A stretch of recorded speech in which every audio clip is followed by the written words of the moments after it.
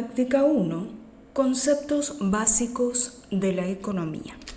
La economía es el mecanismo que asigna los recursos escasos entre los usos que compiten. Antes de perfilar una definición formal de esta disciplina, nos parece oportuno buscar la caracterización esencial del objeto de la ciencia económica. Delimitar cuál es el objeto de estudio nos parece fundamental, pues puede ocurrir, como decía Robbins, que todos hablemos de lo mismo sin habernos puesto de acuerdo todavía sobre el objeto de la conversación. Empezaremos con las aportaciones de los economistas clásicos, quienes centran su interés en la riqueza y resaltan la importancia del consumo como finalidad de toda producción. En este sentido, para Smith, el principal objeto de la economía de cualquier país consiste en aumentar la riqueza y el poderío de los dominios. Por tanto, para este economista clásico, el ámbito de estudio de nuestra ciencia sería determinar las causas explicativas de la riqueza-pobreza de las naciones, las clases sociales, los grupos o personas. Esto enunciado por Smith en el 58. Por su parte, Stuart Mills, centra su atención en la distribución, viniendo a definir la economía como la ciencia que estudia la riqueza y las leyes de su producción y su distribución. Esto fue años antes, en el 51. Hablando de las escuelas económicas, está la escuela fisiocrática. Aunque mucho antes del siglo XVIII se había especulado ya sobre la naturaleza del proceso económico, fueron los fisiócratas en la década de 1760 los que dieron un paso decisivo para el progreso de esta ciencia. Quesnay y los discípulos no consiguieron poner en marcha una escuela continuada de pensamiento económico, pero merecen ocupar un lugar destacado en la historia de la ciencia social por muchas razones. Su clasificación de los miembros de la sociedad como agricultores, artesanos y terratenientes introdujo la idea de que la estructura fundamental del orden social está formada por clases que se definen de acuerdo con sus papeles y estatus económicos. Esto se convirtió, con algunas modificaciones, en una característica básica de la economía clásica ortodoxa de las grandes teorías sociales de Karl Marx y Engels. La tesis fisiocrática de que el sector agrícola de la economía produce un excedente introdujo una idea que, de nuevo con modificaciones, desempeñó un papel importante en los modelos ricardiano y marxiano en el análisis económico neoclásico que sustituyó a fines del siglo XIX y principios del XX el modelo ricardiano. Los fisiócratas, aunque no abogaron por el laissez-faire como una política general, consideraron los sistemas económicos regidos por leyes análogas a las que controlan los fenómenos naturales, y las características más destacadas del modelo fisiocrático es la concepción de la economía como un flujo circular de gastos e ingresos. No la utilizaron los economistas clásicos, aunque asomaba al fondo de la literatura económica del siglo XIX, centrada en el funcionamiento del sistema monetario. No reafloró destacadamente como un paradigma analítico hasta la década de 1930, en que empezó a desarrollarse de un modo sistemático la subdisciplina de la macroeconomía. Pero una interpretación analítica de la totalidad del proceso económico solo aparece con los trabajos de los autores clásicos, destacando entre ellos los de Smith, los de Ricardo, los de Malthus y los de Mill. También podemos hablar de la escuela clásica. Con el nombre de economía clásica se designa la elaboración doctrinal de un grupo de economistas que expusieron sus teorías entre finales del siglo XVIII y principios del siglo XIX. Durante este periodo, y mediante la decisiva aportación de esos autores, la economía va a percibir por primera vez y de forma satisfactoria un tratamiento sistemático. que la acabará constituyendo en un cuerpo organizado de conocimientos en una ciencia. En este periodo del pensamiento económico, aunque existieron diferencias entre las ideas de los miembros de la escuela clásica, en general sostuvieron principios que incluían la creencia que la libertad natural y la importancia del crecimiento económico como medios para mejorar la condición de la existencia del hombre. Los economistas clásicos recogieron de los fisiócratas el interés investigador por el producto neto, pero a diferencia de estos, entendieron que la agricultura no era la única actividad productiva. La industria también generaba excedente.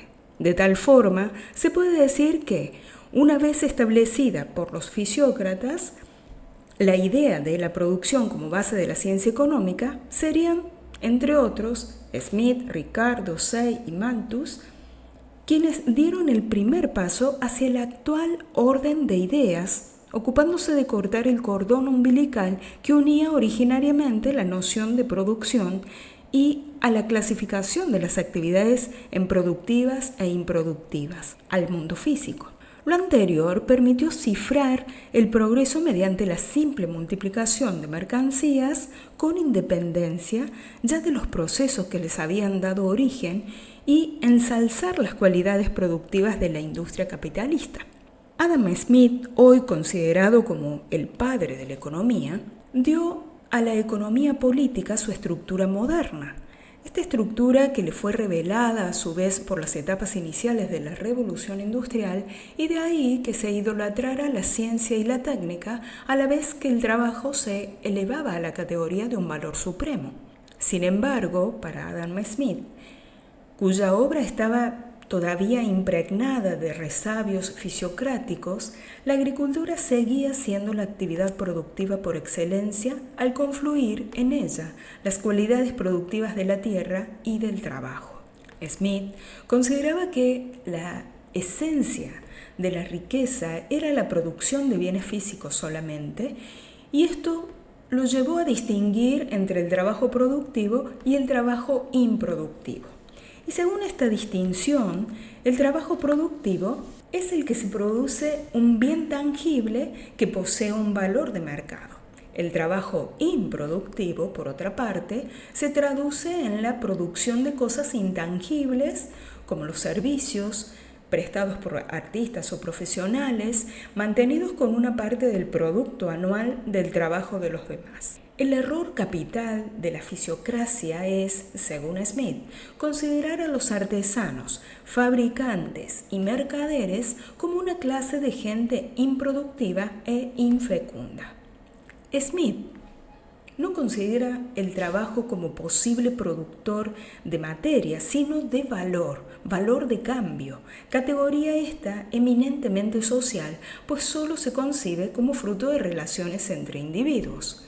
Smith planteó el problema del valor dándole a esta palabra un doble significado.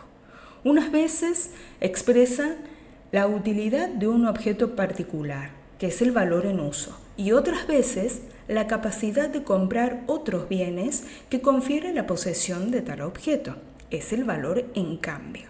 Considerando a su vez que las cosas que tienen un valor en uso frecuentemente apenas tienen valor en uso, Smith resolvió el problema en su época limitándose a dejar de lado el valor de uso y preconizando un valor de cambio que era una inversión de lo que llegaría a conocerse como la teoría del valor trabajo. Según esta, el valor de cualquier posesión se mide, en definitiva, por la cantidad de trabajo por la cual puede ser cambiada. Por lo tanto, se puede establecer, tras el giro que acusó el pensamiento con los llamados economistas clásicos, la coexistencia en los fisiócratas en dos niveles de análisis que hoy se muestran conceptual y metodológicamente muy diferenciados y alejados incluso. Uno que trata de acrecentar las riquezas orientando la gestión de recursos desde una perspectiva física y que como corolario aprecia los resultados atendiendo a su valor virtual o utilitario concreto. Y otro que es el que trata de hacerlo razonando en términos monetarios y de valores de cambio. El primero domina en los fisiócratas, en la medida en que la riqueza inmobiliaria ocupa para ellos todavía un lugar prioritario, mientras que con Adam Smith se opera un desplazamiento definitivo hacia el predominio de la riqueza mobiliaria, imponiéndose también, en consecuencia, el segundo de estos niveles, buscando acrecentar las riquezas mediante la simple explotación de los valores de cambio y de la plusvalía. El dinero es, por supuesto, la medida más común del valor, pero Smith era igualmente consciente de los efectos de las medidas monetarias, dado que el valor del dinero cambia con el tiempo. Así se esforzó por distinguir cuidadosamente entre precios reales y precios nominales. Mientras que su precio real consiste en la cantidad de las cosas necesarias y convenientes de la vida que se entrega a cambio de él, su precio nominal es la cantidad de dinero. Y el salario era en general el costo de atraer al trabajador a su trabajo y de mantenerlo para que siguiera desempeñándolo. Smith fue el primero en destacar la importancia económica del fenómeno de especialización de las funciones productivas, lo que designó con el nombre de división del trabajo. Schumpeter ha observado que para Smith la división del trabajo es prácticamente el único factor del progreso económico. Smith concluyó que la división del trabajo comporta ventajas derivadas del aumento de la habilidad y destreza del trabajador, del ahorro de tiempo y de la posibilidad de introducir maquinaria que incremente la productividad. El fenómeno de la división del trabajo está condicionado por la dimensión del mercado, y a medida que se extiende el mercado se incrementa la división del trabajo. Esto arguye a favor de un área de libre comercio lo más vasta posible que proporcionaría la máxima eficiencia posible al trabajo. En los años subsiguientes a la muerte de Smith surgieron tres grandes figuras que refinaron y ampliaron su obra. Se trataba de tres autores casi exactamente contemporáneos, Baptiste Say, un francés, y dos ingleses, Malthus y Ricardo. Los tres, pero Malthus y Ricardo en particular, presentaron el vigoroso florecimiento de la revolución industrial y, perfeccionando la obra de Smith, trataron que la ciencia económica se desarrollara en consonancia con ese enorme cambio. Con ellos llegó la teoría económica correspondiente al orden industrial. David Ricardo fue la mente capaz de llevar a su plenitud la mayor parte del cuerpo doctrinal que pasado el tiempo recibiría el nombre de economía clásica. Lo que aseguró el lugar de Ricardo en la historia de la economía fue su capacidad de construir un sistema analítico general que generaba conclusiones fundamentales basadas en unos relativamente pocos principios básicos. Su sistema era un monumento al proceso del razonamiento deductivo. Hay que esperar a David Ricardo para que se inviertan por completo los antiguos planteamientos sobre la génesis de las riquezas y del valor.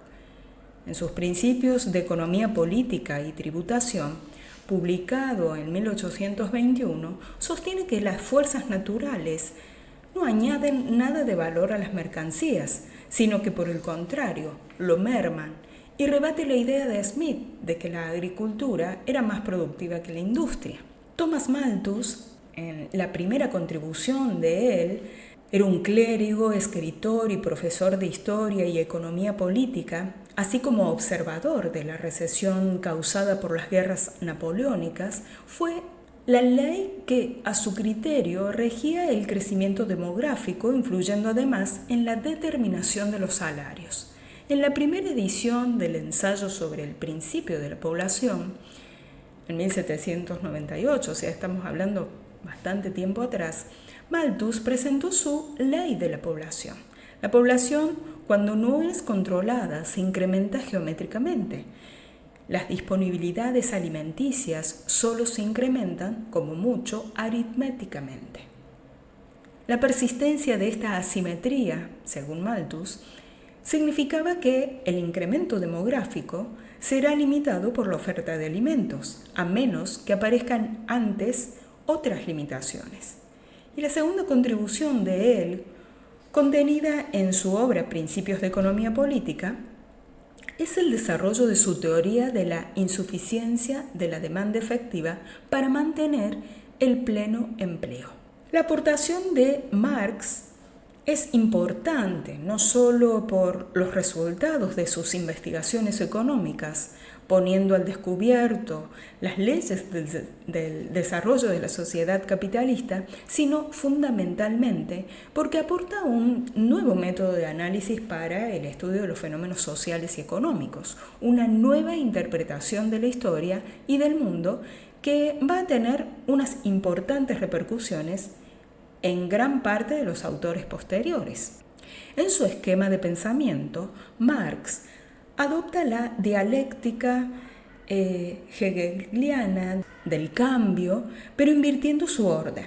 Es la dialéctica materialista. Mientras que para Hegel la razón o la idea es la única realidad existente y el cambio real solo cobra sentido en el avance de esta idea a través de una cadena de transacciones dialécticas, tesis, antítesis, síntesis, para Marx es la realidad la que explica el movimiento de todo lo demás, ideas, instituciones, etc. De acuerdo con el materialismo histórico, todos los sistemas económicos y sociales, incluyendo el capitalista, son transitorios.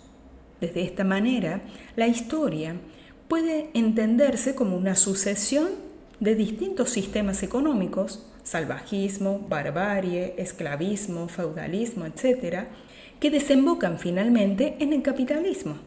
Y la lucha de las clases emergentes contra los dominantes y las propias contradicciones internas de las formas de producción de estos sistemas que surgen de su propio desarrollo acarrean sus crisis y la superación por otros nuevos, más ricos y complejos.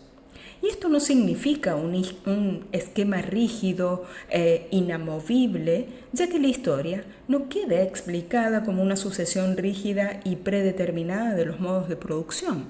Es decir, no se cree que cada sociedad tenga que vivir necesariamente la misma secuencia de etapas, cada una de las cuales fuera el resultado de la anterior y condición necesaria de la siguiente, y en su obra central de análisis económico, llamado Crítica de la Economía Política o El Capital, cuyo primer volumen se publica en 1867, Marx estudia el proceso productivo y la circulación y distribución de las rentas, empleando un método macroanalítico, globalizador, que había sido olvidado por los autores clásicos. Formula una teoría del valor-trabajo que le permite introducir los preceptos centrales de plusvalía y explotación. El origen de esta plusvalía se encuentra en el excedente de trabajo, única fuente de valor incorporado a una mercancía que es apropiado por el propio capitalista. El sistema de precios también contribuye a la distribución de la renta a favor de los capitalistas. Y con todo ello, las clases obreras se ven abocadas necesariamente a una pobreza creciente. Mientras la riqueza se concentraría cada vez más, lo que identifica al sistema capitalista no es la circulación del dinero o de las mercancías, no es la propiedad privada de los medios de producción, sino el hecho de que el propietario de dichos medios se encuentra en el mercado con los trabajadores o proletariados, que no pueden sino vender su fuerza de trabajo. La compra y la venta del trabajo es lo que diferencia a esta sociedad de otras donde se daban vínculos de servidumbre o esclavitud. Marx analiza el proceso de acumulación de capital, que es la conversión de plusvalía en nuevo capital, a partir de la definición y características de las mercancías, que es el valor de uso y valor de cambio, y la circulación de mercancías es el punto de arranque del capital. La producción de mercancías y su circulación desarrollada, el comercio, forman las premisas históricas en que surge el capital. Y podemos hablar un poco de la escuela histórica alemana. En torno a este pensamiento, germina en el decenio de 1840 lo que habría de conocerse como escuela histórica alemana, con las obras de Friedrich List y Roger, extendiéndose con la Primera Guerra Mundial a la muerte de Gustav Schmuller. Los economistas de la escuela histórica insistieron en la importancia de estudiar la economía desde una perspectiva histórica, como parte de un todo integrado, asumiendo un enfoque evolucionista en su estudio de la sociedad. La sociedad está en constante cambio, por lo tanto, la doctrina económica adecuada para un país en un periodo determinado puede serlo para otro país u otra época. Criticaba las características de abstracción, deductividad, falta de realismo y tendencia histórica de la metodología clásica, y frente a la universidad e inmutabilidad que los clásicos otorgan a los principios y leyes económicas, el resultado de la supuesta inmutabilidad de las instituciones y conductas del individuo, los históricos postulan la relatividad y la variabilidad de las leyes económicas. Ello les lleva, por ejemplo, a defender el libre comercio para Inglaterra, pero no para Alemania. Con su defensa de la investigación empírica, los economistas históricos suscitaron la inquietud de muchos de los contemporáneos, promoviendo el estudio de aspectos que habían quedado relegados durante la etapa clásica. Si bien es verdad que no lograron culminar la formulación de las leyes que rigen el desarrollo económico, ni definir el método histórico para la investigación económica, consiguieron eso, sí, el papel en el desarrollo de la historia, anticipándose en este sentido al pensamiento de Marx. Con ellos se produjo, por lo demás, un profundo proceso de discusión de los planteamientos metodológicos. En la defensa del sistema clásico provino de un sector ligeramente desplazado con respecto a la corriente central de la ciencia económica y se trataba del utilitarismo, situado en la herencia histórica de la economía política del siglo XVIII, fundado como sistema de pensamiento por Bentham, y revisando por Stuart Mill, el utilitarismo aporta un enfoque que se ha extendido principalmente en la teoría económica, la ciencia política y la filosofía moral, campos en los que aparece como una de las grandes corrientes que presiden los desarrollos actuales. Como teoría analítica, se basa en los siguientes supuestos. En primer lugar, el individualismo metodológico, que implica una toma de partido por la autopreferencia o el criterio de cada uno, y es quien mejor puede decidir sobre sus propios intereses. Y una consideración de que los deseos de todos los individuos tienen la misma dignidad. En segundo lugar, la capacidad racional de los individuos de ordenar sus preferencias y fijar sus objetivos y de elegir los medios adecuados para conseguirlos. Toda la obra de Mill es una tentativa de construir una concepción ética del utilitarismo a partir de la crítica del primer sistema de pensamiento benthamiano.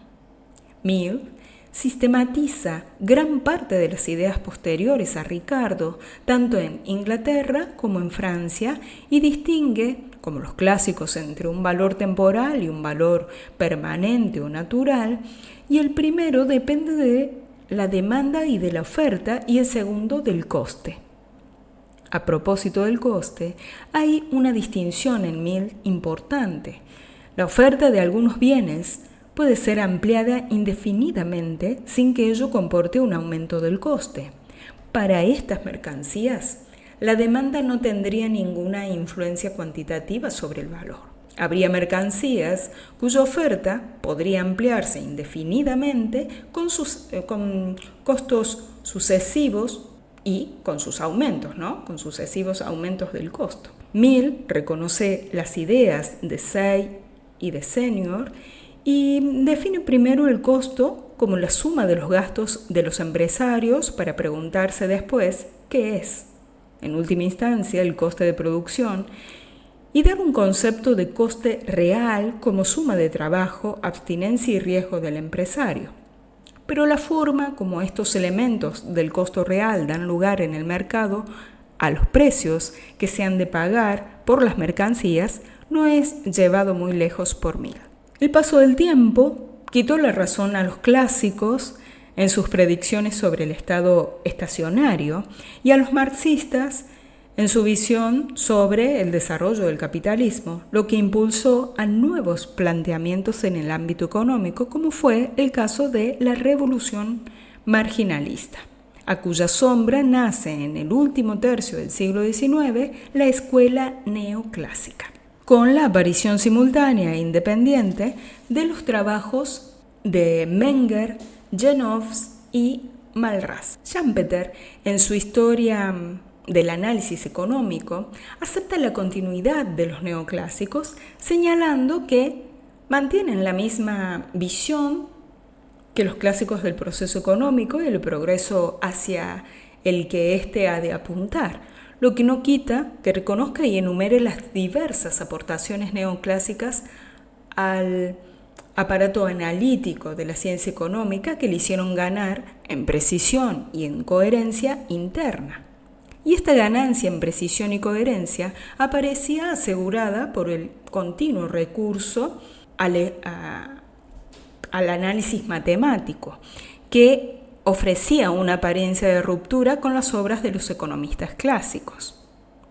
Pero tal ruptura es más formal que otra cosa, pues el mismo método de investigación empleado por los neoclásicos muestra una continuidad hacia el pasado de esta ciencia.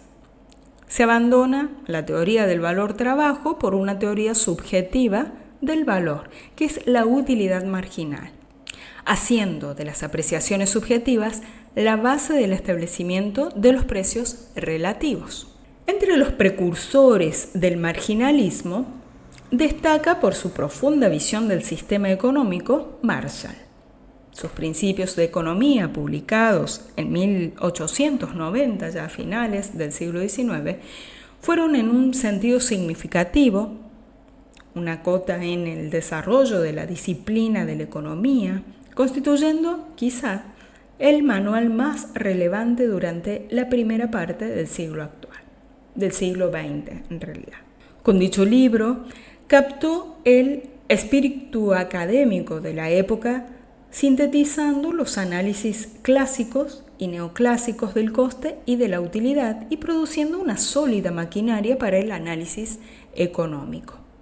Marshall fue mucho más que un simple sintetizador. Su método de equilibrio parcial se utilizó como un elemento que homogeneizaba las diferentes ramas de la teoría. El uso del tiempo conceptual que se encuentra en el corazón de su método constituía una contribución densa y original a la teoría y a la política económica moderna. Además de numerosos descubrimientos teóricos, y Marshall no dejó nunca de tocar un concepto recibido sin ampliarlo o mejorarlo. En los inicios del siglo XX, la ciencia económica cobra un recorrido muy reconocido y prestigioso, fundamentado en la solidez y coherencia de su estructura teórica, y se pueden ordenar los diferentes autores económicos estableciendo 4 líneas de desarrollo: el institucionalismo, la economía del bienestar, la competencia imperfecta y el crecimiento económico. El inconformismo latente acerca de la realidad de la teoría clásica y neoclásica se decanta hacia un proceso de maduración intelectual cuya cabeza principal es Keynes. Su revolución consistió más bien en un cambio de perspectiva que traería una visión más general y realista del problema económico. Y en su teoría general de la ocupación, el interés y el dinero, publicada en 1936, Keynes considera que, en general, la ocupación, el interés y el dinero, que considera que enseñanzas de la teoría clásica engañan y son desastrosas si intentamos aplicarlas a los hechos reales, ya que sus postulados solo son aplicables a un caso especial que no se correspondía con la situación económica real. Y queremos centrar este comentario en una de las cuestiones más relevantes del autor, como es el tratamiento de las insuficiencias de demanda efectiva. Ya hemos comentado anteriormente que este fue uno de los problemas que Ricardo no supo detectar, y era algo que Malthus había apuntado en sus principios, en 1820, afirmando que el principio del ahorro llevado al exceso destruiría el móvil de la producción. En esta línea de la teoría del crecimiento, aunque con puntos de vista diferentes al keynesianismo, podemos situar a Solow en 1956, que presentó las alternativas del keynesianismo y en ese aspecto proponiendo los modelos neoclásicos de crecimiento económico. Solow recibe críticas de Robinson y Kaldor, inspiradas en la concepción del ciclo económico, a quienes debemos los modelos post-keynesianos de crecimiento. Este tipo de modelos se fundamenta en un intento de conciliación entre las teorías de Keynes y Marx frente a las corrientes de pensamiento económico keynesiano. Surge una escuela económica liberal, cuyos rasgos más generales son tener un claro predominio del enfoque microeconómico o individualista de la ciencia económica y un importante papel del dinero en la actividad económica. Se puede destacar como economista más representativo de esta tendencia liberal a Mises, Friedman, etc., siendo este último el representante de la actuación económica a través de la teoría monetaria, en fuerte polémica con los keynesianos, defensores de las medidas de política fiscal, y la polémica suscitada entre ambas visiones de la economía solo puede ser aminorada mediante la evidencia empírica. Pero hasta el momento no ha existido la prueba que manifieste que una es superior a la otra. Con todo, la crisis actual de la economía es un hecho que no admite discusión.